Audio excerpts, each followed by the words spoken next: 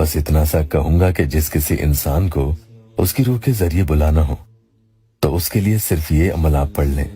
وہ جس کسی حال میں بھی، جہاں کہیں بھی، اور دنیا کے جس کسی کونے میں بھی چھپا ہوا بیٹھا بھی ہوگا، موکل اسے گھسیٹتے ہوئے آپ کے پاس لا پٹکیں گے۔ یہاں روح کے ذریعے کا مطلب یہ کہ اس کے اندر سے ہی آواز آئے گی کہ آپ کو فلاں شخص بلا رہا ہے اور آپ کو اس کے پاس حاضر ہونا چاہیے، اور آپ کو اس کے پاس حاضر ہونا ہی پڑے گا۔ وہ اس فرمان کی نافرمانی نہیں کر سکے گا۔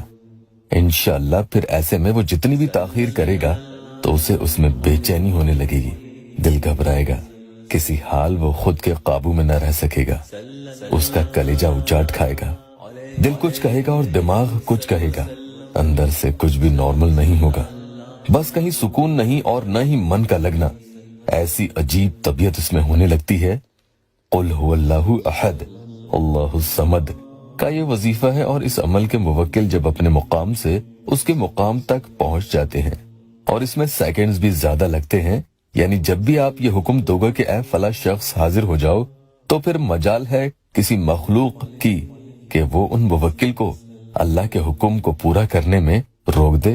پھر جیسا آپ انہیں کہتے ہو وہ آپ کے حکم کی تعمیل کر کے ہی دم لیں گے، آپ کے بھی مسئلے حل ہوں گے۔ اس عمل کی بات میں کروں تو اس میں آپ کو یہ دھیان رکھنا ہوگا کہ آپ جب تیار رہیں کہ وہ آپ کے سامنے حاضر ہو جائے اور آپ انہیں فیس کر سکیں، اس میں آپ کو کوئی پریشانی نہ ہو تو ہی آپ اس عمل کو پڑھ لیں۔ اور ہاں، کہیں ایسا نہ ہو کہ عمل کرنے کے بعد آپ فون کو ادھر ادھر کہیں رکھ دیں اور ان کا فون بجتا رہے اور آپ اٹھائیں نہ، کیونکہ ہو سکتا ہے کہ اگر وہ ایک بار فون کرنے کی کوشش بھی کرے گا تو بار بار نہ بھی کرے، اور کئی بار سامنے والا آپ کے شہر کا نہیں ہوتا تو ضروری نہیں ہے کہ وہ آپ کے سامنے حاضر ہو، وہ آپ کو فون یا میسج بھی کر سکتا ہے، تو آپ کو کال ریسیو کر لینا چاہیے۔